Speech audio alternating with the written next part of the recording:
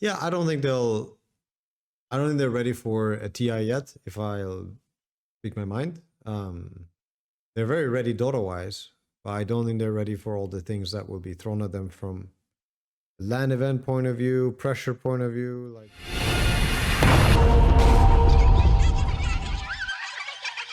Okay, so OG, obviously, best, number one. Where do you think that we are in the evolution of the team? Because we always talk about not peaking too early and all that. How do you feel about how we're playing? How do you feel, Johan? You've been closer to the action. I mean, it's good. I don't think people are ahead of themselves either. Maybe some are a little bit, but maybe that's also inevitable. Yeah, I don't think they're ready for a TI yet, if I'll speak my mind. They're very ready Dota-wise, but I don't think they're ready for all the things that will be thrown at them from LAN event point of view, pressure point of view. Like, there's just so many things that could happen that could throw things off, and I don't think they're ready to rebalance quick enough. But they're ready to learn, so I think we're at the perfect time. You know, we're here, we're learning, we're about to have their first full LAN event, hopefully as a team, as a full squad, and that'll be a great opportunity. It might be exactly what they need, or they're too fucking good and shit. I don't know what the hell I'm talking about. You know, they already got this in the bag. And I think they've got stuff to learn. That's my take. They're very, very skilled. They're very, very Dota minded, like good Dota minded. People have great ideas. They're very motivated. They have so many things that make this also work for them online very well. I think things that didn't work so well for us is that we definitely enjoyed more LAN and motivation for some of these games that didn't have so much on stake. It was just, I think, harder for us to keep even the official games equally hype. But yeah, they're young and super motivated, so they got a lot of things going for them. Just experience lacking. Yeah, and I think Dota-wise, like I feel like a big difference also in how they play now. I think they're like taking steps and steps in terms of like how sharp and how I feel like maybe season 1 was like a lot about the fundamentals, oiling the machine and stuff, and now I think like they're taking more freedom. They're without like disclosing too much, but I just feel like they're taking like steps like in terms of how subtle the Dota that they play is, and that's super nice to see. I think to me, like season 1, they were like 5 very good players, like trying to play as well as they could together and trying to align. And now I think they're shaping into like a big team. Of course, there's a lot of, you can't just be a big team through Dota. There has to be a lot of things, but in terms of like the Dota that they play, I think it's super promising. It's really nice to see. Like some of the games that they're playing is, some top-notch stuff. So it's super cool to witness. When was it Ammar started playing? Sorry, when did he start? Was it 2013? Was that ATF Ammar? Yeah, good question. Actually, because I heard that he's only played Dota for like he hasn't 7-8 years or something like that. He didn't watch TI. He didn't check TI before TI 8. I think he said TI 8 was the first TI that he checked. Just to give you like an idea. So he had no idea TI was even a thing before that, I assume. I think his brother used to play it. I mean, his brother has been playing for many years. Yeah. So he's been around the game for a while. But not for so long, Yeah, I'll have to figure it out. But yeah, I mean, for me, that's crazy. You know, that's truly like new generation Dota as well. Yeah. I guess that I can see it also that it's so unique what the team is doing, and people are adapting to each other and making some really funny strats happen. And this is also why it's such a fun game, like compared to many other games, is that imprint, that personal imprint that this OG team has, you know? Even though, sure, Misha was inspired by us, Chu is also very inspired by us, and there's definitely OG Dota things that we have done in the past that sometimes shine through, but holy shit, man, like they're first phasing Timbersaw and stuff, you know, and making it look so imba, and no other team is doing that. Zero. I think it's so beautiful. It's so nice. It's so cool to see. And this guy is younger than everyone else in the server with less Dota, less Dota years on his back. It's crazy. It's crazy. It's so fun, and it's challenging them. You know, it's more than challenging. It's dominating them. Wow, it's super cool. It's funny. I also want to give props to BCM. He's playing amazing. I mean, all the kids are playing amazing, but BCM, Yeah. like his Ember the other day was super impressive. Yeah. It gave me Ana vibes, a lot of Ana vibes. His Ember and Yuragi, he's actually one of the most consistent players. He's good and perfect every game. I think what's That kid is crazy just- about Yuragi is his hero pool. Honestly, like I've seen Mhm. him play all the heroes in the game, and and he does really well. Like I've seen this guy play PLs and TBs, and you're like, wow, do you know this is like some Arteezy style like mode? I'm gonna carry the game minute 50, I'm and he jealous, actually dude. does. Dude, then he Te- plays Venge, +1 Venge, just plays for his mid, whatever, and he's killing it too. He's playing Monkey, he's playing, I don't know, Ember safe lane. I've seen so many different heroes. These are like super different ways of playing carry, you know, and he does it so well every time. Kunkas, whatever, like Tinies.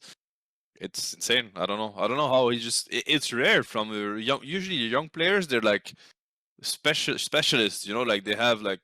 I mean, Ammar is a little bit more like that in a way. You know, he has his heroes, and BZM is a little bit like that. Yuragi is like the opposite, in my opinion. Like he just plays everything. You give him any hero, and he's gonna do great on it.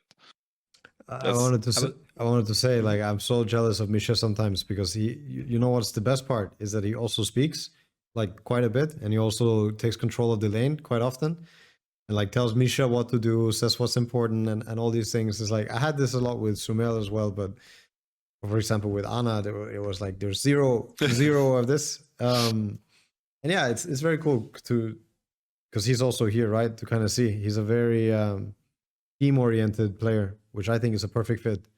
I think they need someone like him To give you to like, also start working. you know, the side lanes dynamic. So Yese and I on one side, it would be like, oh, range creep. Okay, yeah, you know, like some like Pulling keep the wave, blocking keep the camp. it keeps bouncing to each other's, you know, like Yes is gonna tell me, oh, I'm gonna pull. I'm like, all right, okay, I need some regen, or I'm like, I need help with the range keep. Yeah, I got you. I'm gonna do that. And then on the other side, it would be Johan like, okay, I'm gonna pull, and then crickets, you know, like that quiet. You couldn't hear anything. It's like Don't die. you could hear the wind. You know, Johan is like, okay, I pulled, nothing. Okay, they're going on me, nothing.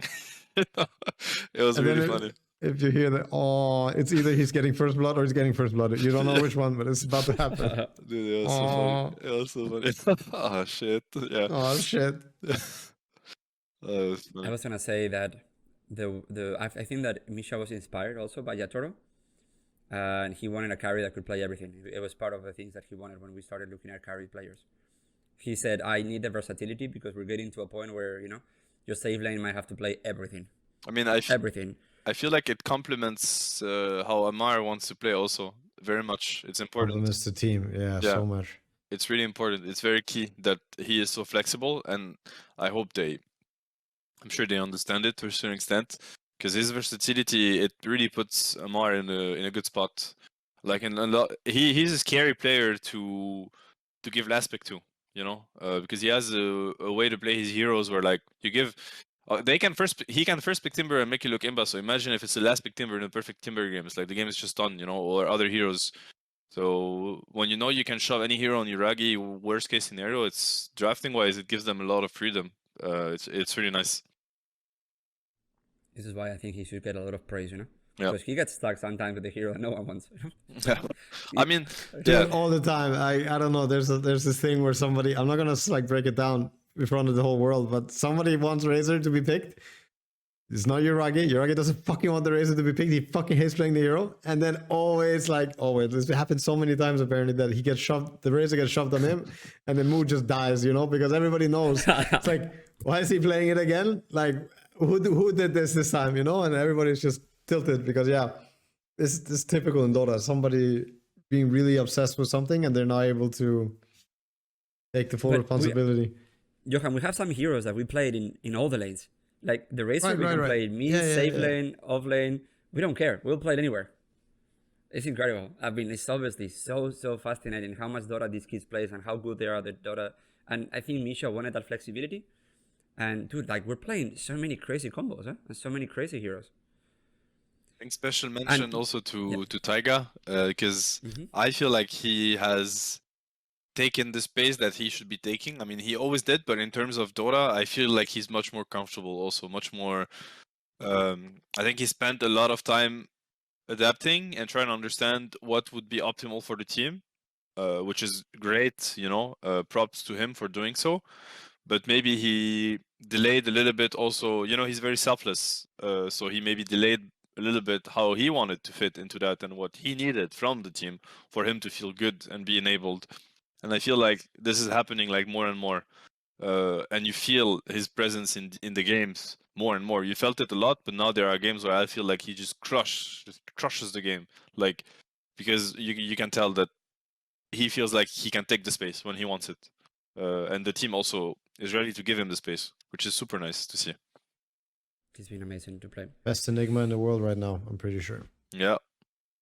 He's the only one. I mean, And- they have so many things that they're the only ones doing, and that says that's like a statement. When you do that, it means you're peaking. And what I missed a special mention also for Misha, because Seb, you speak all the time. We don't really say that very out loud, but you think that Misha is probably one of the best button clicker 5s in the world. His spell casting is just perfect every time. Eh? Yeah, I think he doesn't, because it's always like that for some reason. It's like if you're gonna be a very good teammate, then there's just this assumption that you might be a little bit worse and you're compensating, but he's not. He's truly not. I think he's really smart and really good. Like the way he plays the game, like literally the button clicking, I think is super good from him. Yeah, you can take a closer look at what he does in the games and stuff, and it's really nice. I'm trying to convince him to play Prophet. I'm trying to convince him to play. Oh, yeah, you are? Prophet and some Visage. Yeah. Yeah, he would own with them, I'm sure. No, I think he wants to. I think he wants to get ready, but he's taking it one hero at a time. He's grinding, getting comfortable. Like,